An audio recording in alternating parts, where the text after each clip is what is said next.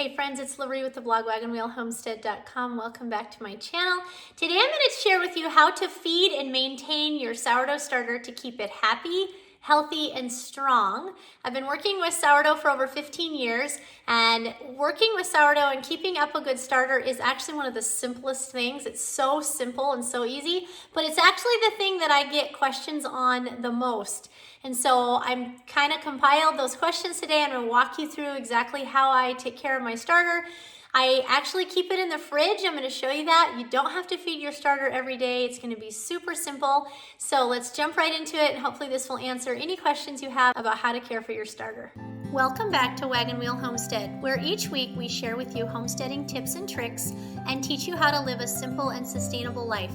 My husband and I and our 5 children enjoy living close to the land on our 40-acre homestead in Nebraska, where we utilize the self-sufficient skills we have learned over a lifetime of homesteading. I was blessed to grow up gardening and preserving food since I was a little girl, and my husband grew up cattle ranching. Now we're able to use those skills to feed our family without having to purchase very much from outside sources like the grocery store. While we seek to be self-sufficient, we are mindful daily that we are really God-sufficient, as He is the one who sends the sunshine and the rain to feed us and our livestock.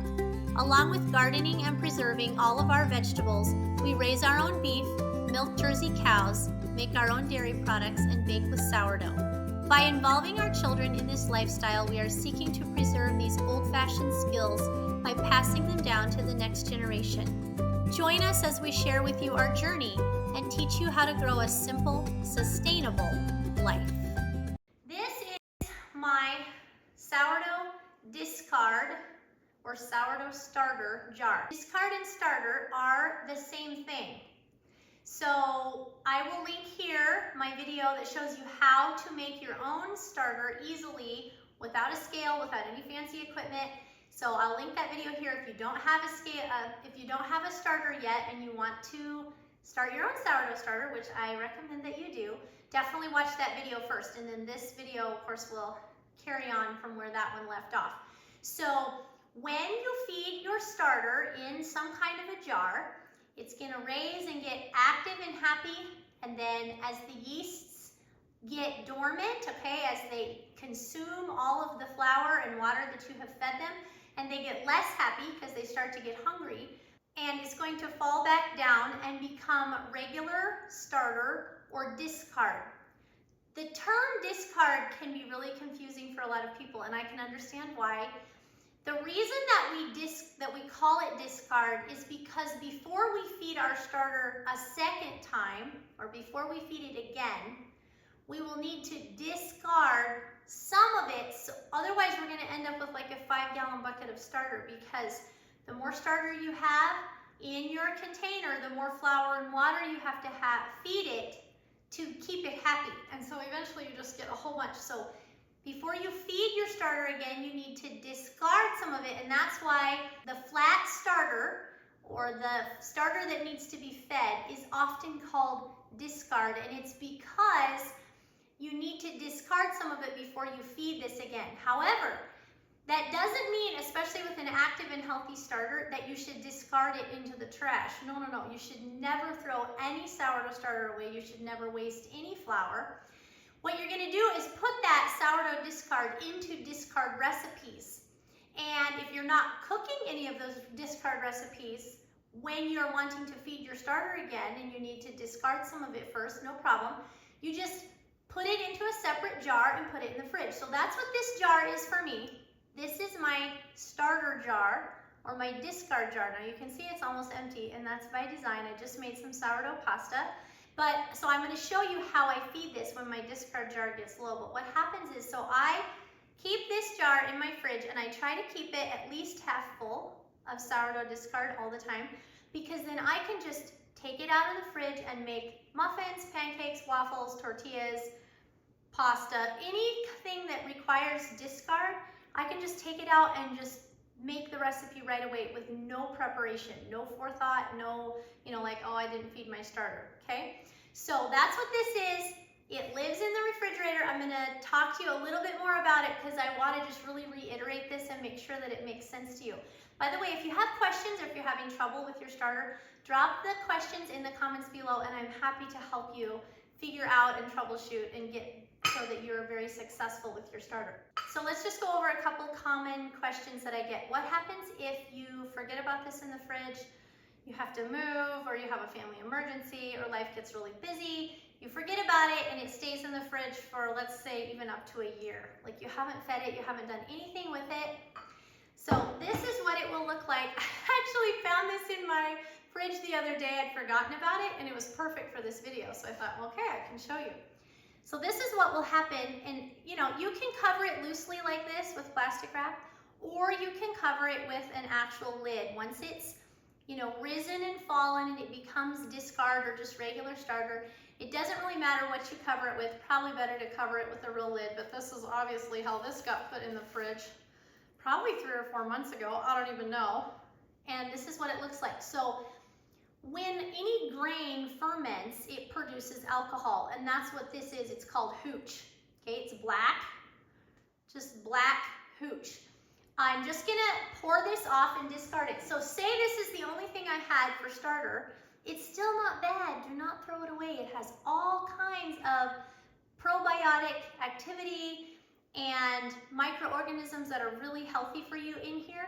It just needs fed. It's just really, really hungry. It's very starving and unhappy, okay? And it certainly isn't gonna raise bread like this. It needs to be active and happy. So you can stir this in if you like. I prefer not to.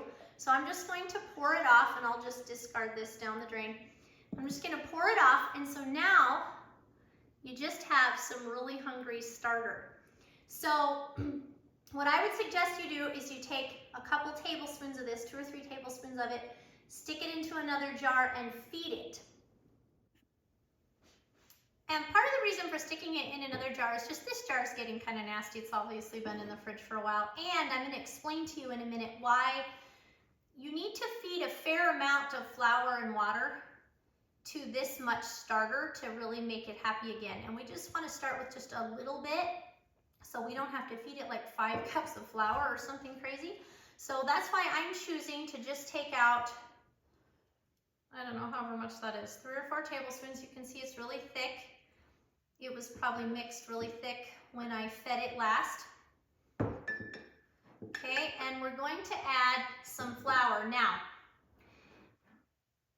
I will put a link to the blog post down below that's going to give you all my tips and tricks on how to feed and care for a starter, how to maintain it and keep it happy. But I'm just going to tell you, I do not measure when I feed my starter, but you can measure the first few times if you like until you understand the consistency that I'm talking about that you need to use when you feed it. So my general rule is 1/2 cup of flour and 1/3 of a cup of warm water.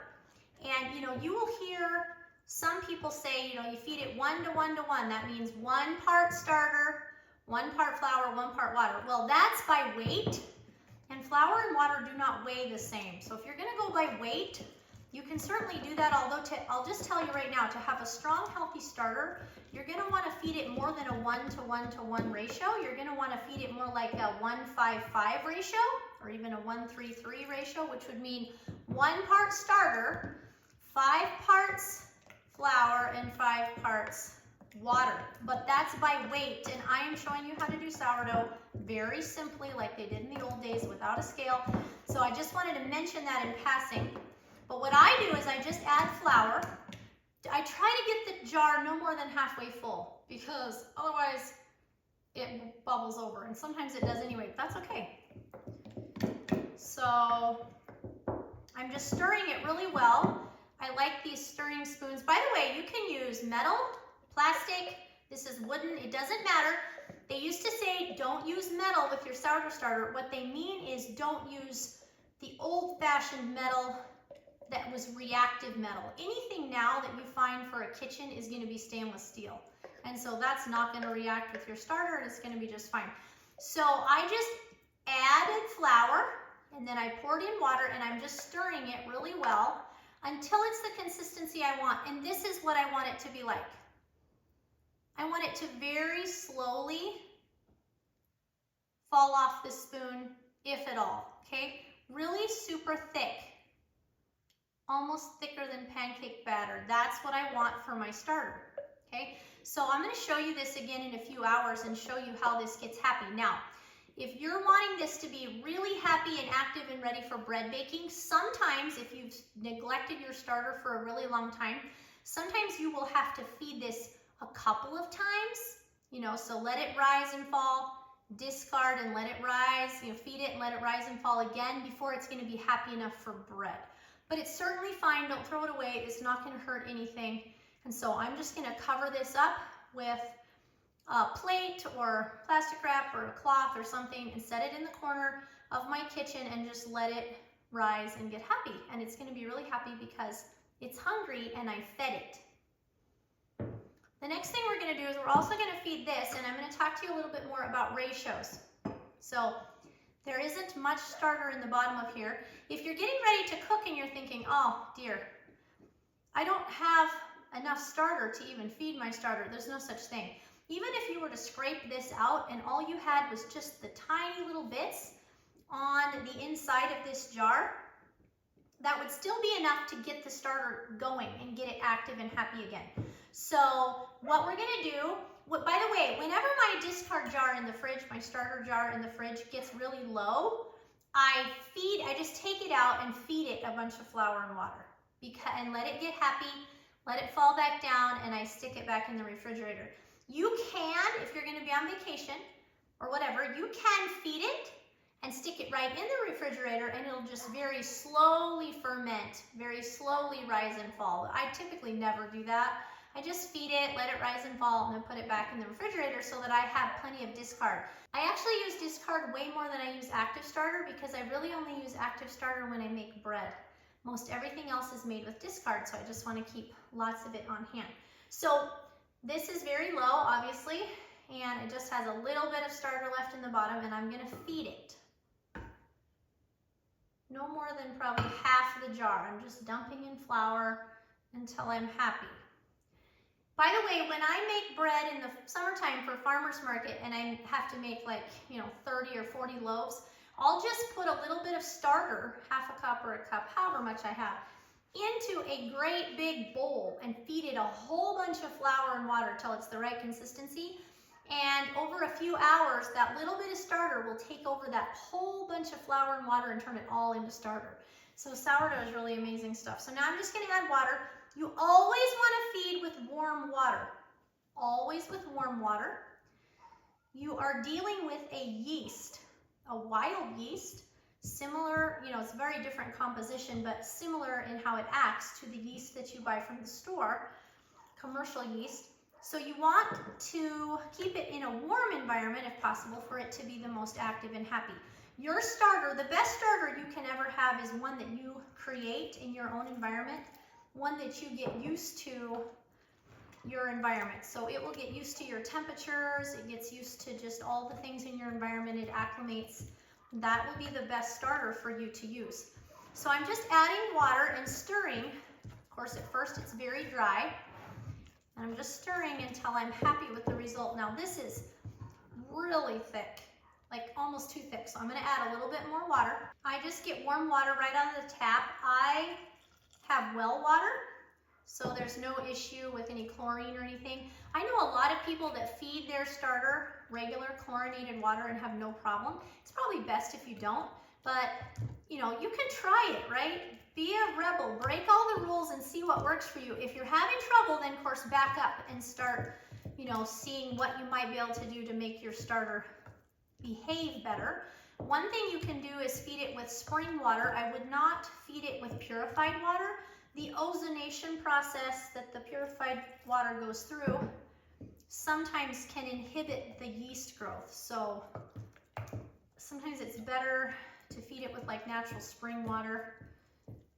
And as far as what kind of flour, I'm just using all-purpose flour today. You can use bread flour, you can use whole grain flour. It doesn't really matter. Add some rye if your starter needs a little extra pep.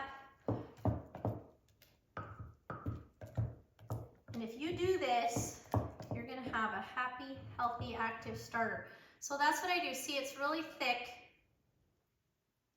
Okay, and I'm same with this. I'm just gonna cover this, put it in the corner of my kitchen, and I'll show you later how it will be super happy and bubbly. If you want to, you can put a rubber band on the outside and then see, especially with a new starter, see how quickly it rises. But I'm not gonna do that because mine always rises and gets really happy, and so I don't feel the need to really do that. So let's talk a little bit more about ratios here, as I promised. So if I got this out of the refrigerator and it had been fed and it risen and rose and fell, and it was happy, and I got it out and I thought, oh, I'm gonna feed my starter. And I fed this, say a half a cup of flour and a third of a cup warm water, this much starter. Do you think that it would get happy? The answer is no. So I'm gonna give you a little analogy, and hopefully this will help you to understand what we're doing here. This represents a bunch of little men, an army of men. That's what sourdough starter is. It's a living thing. Okay, you have to feed it just like your pet, although not every day.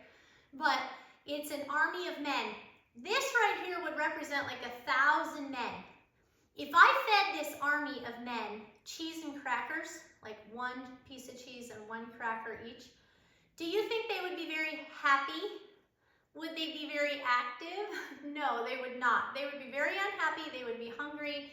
They would be very sad, okay? They would not be running around fighting battles, right? They would just stay flat and lay around because they were hungry, okay? So that is why we have to discard before we feed. So again, this is just my starter jar in the fridge. It just lives in there. When it gets low, that's when I feed it. But if you were gonna feed this much starter, which I don't know why you would, but if you were gonna feed this much starter, you would need to put it in a really big container and then feed it like 5 times as much flour and water. So this is a 2-quart or half-gallon container, and I'll link this in the description box below. It's a half-gallon container, and so this is 1 quart of sourdough. So you'd have to feed this like 5 quarts of flour and probably 4 quarts of water, something like that, however it would mix up, right? That would make you a lot of starter, and you don't want that much starter. Like, I try to have no more than 1 quart jar of starter in the fridge. So here's what I do. I just keep this in the fridge. This is my starter and discard jar, as I mentioned. When I want to make bread, I take this out. I take 2 or 3 tablespoons, just a little bit, put it in the bottom of a quart jar and feed it just like we fed this, okay? And I put this back in the fridge. And I let this get active and happy, and I mix up my bread. And I have recipes for sandwich bread, for artisan bread, for lots of different kinds of bread, okay? So I mix up my bread, and then if there's anything left in here, I pour it back into my discard jar in the refrigerator, and it just all lives in the fridge in just 1 jar, okay? And so then I can, like I said, I can easily take this out and make anything at any time. But one thing I see people do is they want to feed 1 to 1 to 1, and they don't understand that has to do more with weights. And even if you are using weights, I would suggest, like I mentioned, doing more flour and water than just a 1 to 1 to 1 ratio. And so what they do is they over time, their starter gets more and more runny because it's hungrier. Like, they feed it, but they're not feeding it enough. Or they're feeding it with cold water. It's just not ever getting really active. And so if you're not feeding it enough, your starter might rise a little bit, but then it falls back down because your men ran out of energy, right? You only fed them cheese and crackers. You've got to feed them meat and potatoes and all the things to keep them really happy. And so your discard will get runnier and runnier and runnier every day, even though you're feeding it, right? Because they're hungry, and it's starting to make hooch on the top, and they're hungry and hungry, and it's never really rising, and you're getting more and more of it, and you're not ever feeding it enough to get them happy. So bottom line, the reason we discard, and if you do have to discard, like I said, I usually discard out of this into this, but just discard into another container and keep it and use it in your cooking. It provides so many gut health benefits. So it breaks down all the phytic acid in the flour for anything that you're making. So pancakes, mix them up the night before, let that batter sit on the counter and be fermented by the sourdough starter, and then you're eating something that's not only free of phytic acid, but almost gluten-free. And phytic acid, if you're not familiar with it, it inhibits the absorption of nutrients in your gut. So You definitely want to absorb all the nutrients you can. You don't want extra phytic acid. And so a lot of people that are gluten intolerant, that are diabetic or pre-diabetic, that struggle with consuming things with wheat, a lot of people can eat things made with long fermented sourdough, and that is why.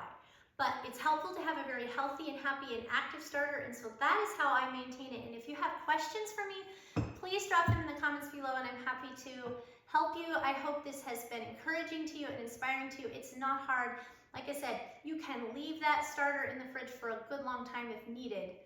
And then, best practice is to feed it once a week, to take it out and feed it once a week. But if you're baking with it at least once a week, you're going to be discarding or using some of it once a week, and then you can refeed it. Again, I've gone many months back, when I had little babies and stuff, I've gone many months without feeding my starter. It's been just fine. So anyway, if you have questions, drop them in the comments below. I've been working with sourdough for over 15 years. It's very rewarding, very fun to learn, and I welcome all of you that are just starting your sourdough journey. You're absolutely gonna love it. So I wanna show you the difference in these two after overnight. So this is the one that was cold. It came out of the fridge, and it was like 0 at my house last night, so it was about 70 degrees in my kitchen. So it got, it took it all night to raise. I can tell that it's raised all the way to the top, and it's starting to fall back down. So I'm actually going to mix up some pancakes with this and then just stick it back in the fridge. This one is rising, but slowly. And again, this is the one that had been in the fridge for a long time. So there's definitely activity there, but I'm gonna let this set on the counter a while and get happy, right? Well, like when you feed your army of men, sometimes if they have been sitting starving for a long time, it takes them a while to get happy. So, this will rise and I'll let it fall. But if I'm gonna make bread, I would probably, discard some of this into here and feed it a second time to get it super, super happy in order to make bread. So I wouldn't make bread with this after the first feeding just because it had been dormant so long. And this now, if I were to take some of this and put it in a jar and feed it, it would rise really fast because this is all warm. What we had fed in the bottom of here, of course, first of all, there wasn't much for discard or starter in the bottom when we fed it. So it took it a while to consume the flour and water that we added, but it was also cold. And now that this is warm and it's active, if I were to feed this in 5 or 6 hours, it would be happy enough that I could make bread with it again. You could make bread with this like this, but then if you were to feed this again, I'm just telling you that it will take less time for it to rise if it's already warm. So just keep in mind, it's not an exact time. It just has to do with when it gets all the way happy and is ready to make bread. You can make bread with discard, by the way, without any yeast. It just will change the crumb. The crumb will be a lot finer on your bread and it's going to take it a lot longer to rise. So I always try to use Happy Active Starter. If you'd like more information on how to grow, preserve, and cook your own food, make sourdough and your own home dairy products, and how to grow a simple, sustainable life, definitely hit that like and subscribe button, and I'll see you in the next video.